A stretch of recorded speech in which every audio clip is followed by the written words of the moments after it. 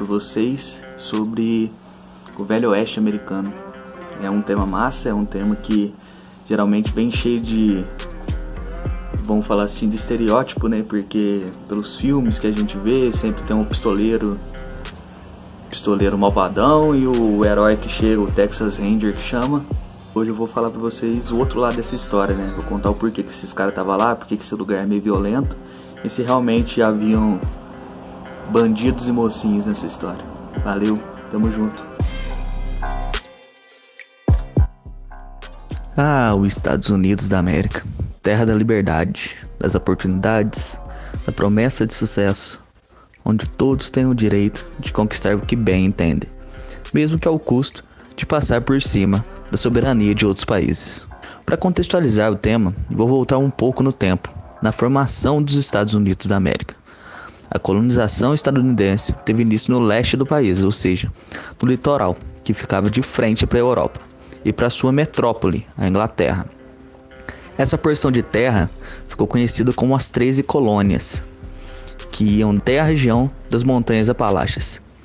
Depois de anos de guerra e tratativas, eles conseguiram sua independência da Inglaterra em 1776, e Thomas Jefferson, o então presidente, um dos cabeças da independência, proferiu essa icônica frase que ia moldar o pensamento da sociedade estadunidense.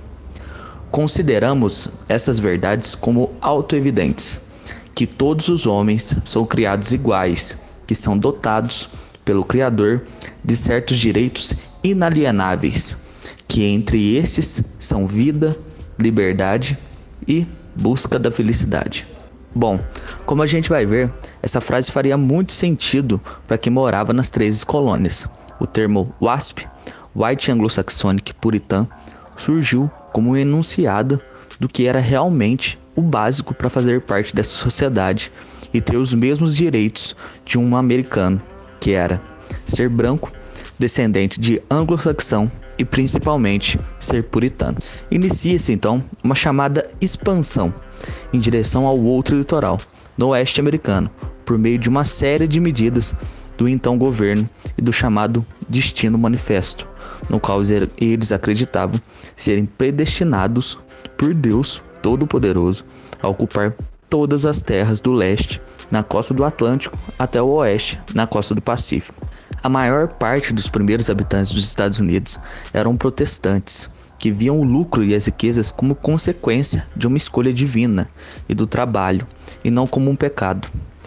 Essa ética protestante foi um importante fator cultural que justificou a expansão territorial norte-americana, sendo considerada natural e benéfica, e não uma agressão aos povos que já habitavam o território.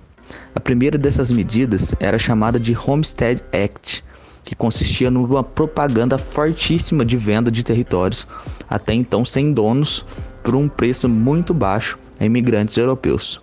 Isso causa uma grande imigração aos Estados Unidos, principalmente por irlandeses, ingleses, ocupando parte desses lotes de terra. O único problema era que no ato de aquisição, o comprador assinava um termo que obrigava a ficar ao menos 5 anos naquela terra, antes de vendê-la, tornando-a produtiva de alguma forma. Outro fator importante para o início dessa expansão foi a construção de ferrovias. O caminho que antes uma família do leste demorava para chegar ao oeste podia durar de 3 a 4 meses de viagem. Já com as linhas de trem, essas viagens diminuem a apenas 30 dias. Uma estratégia pertinente, pois a integração entre o oeste e o leste permitiu a aceleração desse expansionismo e o escoamento da matéria produzida nessas novas terras. Mas o que não se fala é que nesses locais que estavam vendendo por um preço de banana, já havia pessoas que ocupavam há vários milênios. E não eram poucas.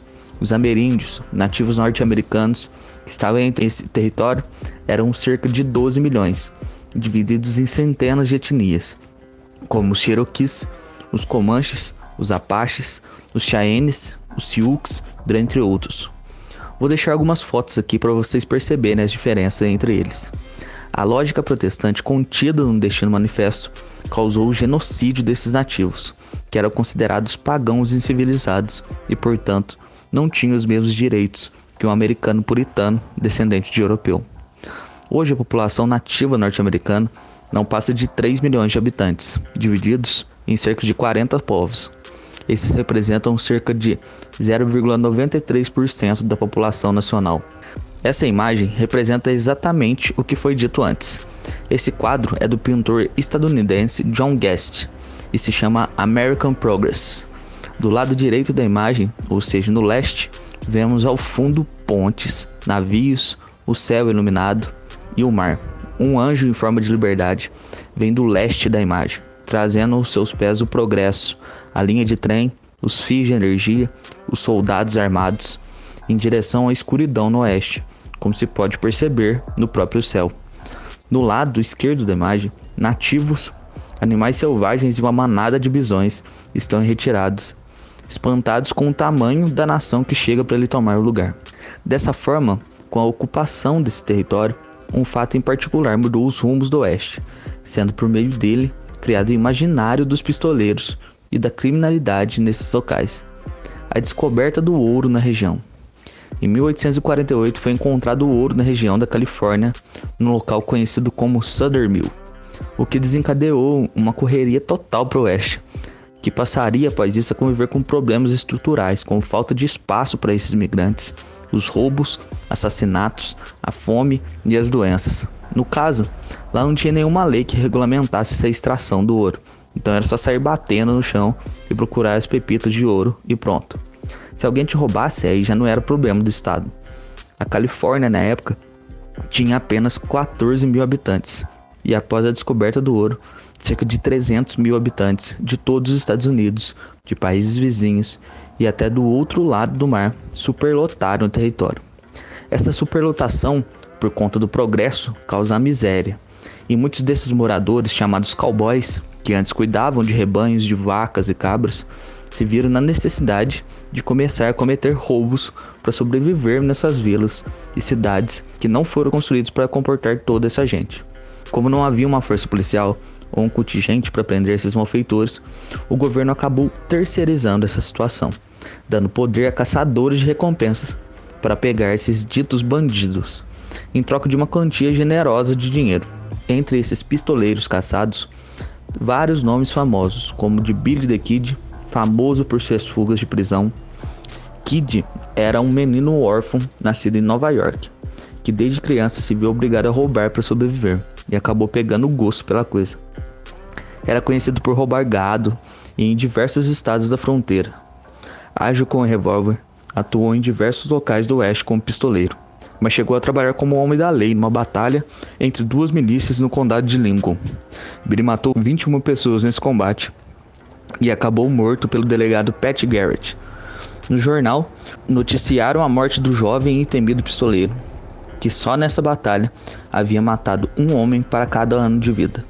Sua história é retratada ficcionalmente em diversos filmes de faroeste.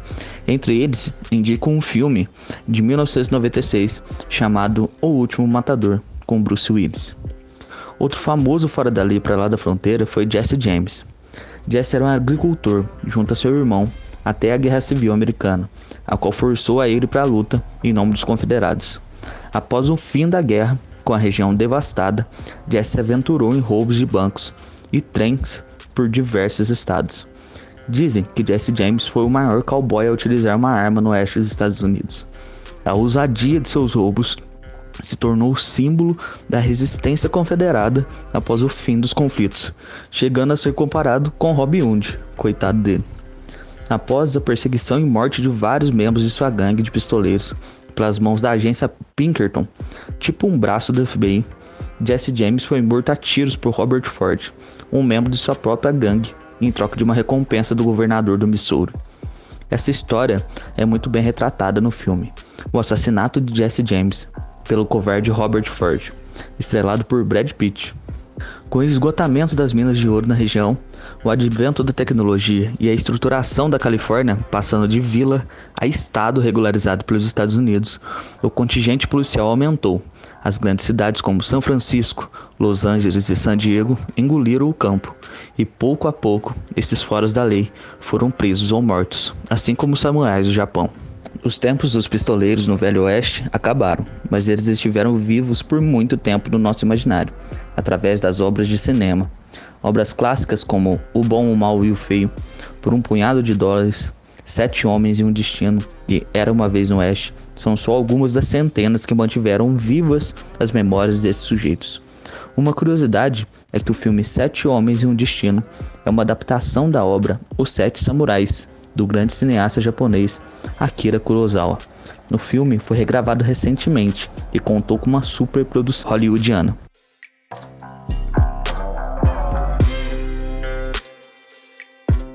Eu deixei o link de alguns livros aqui embaixo. Eu sugiro que vocês gostem do tema, procurem filmes. Os filmes são principalmente os clássicos, eu sei que são bem antigos, mas tem alguns mais novos que são bem feitos. É difícil achar artigo, achar algum vídeo com informação confiável sobre esse tema, mas eu procurei trazer tudo da melhor forma possível aqui. Espero que vocês tenham entendido, tenham gostado. É isso, valeu!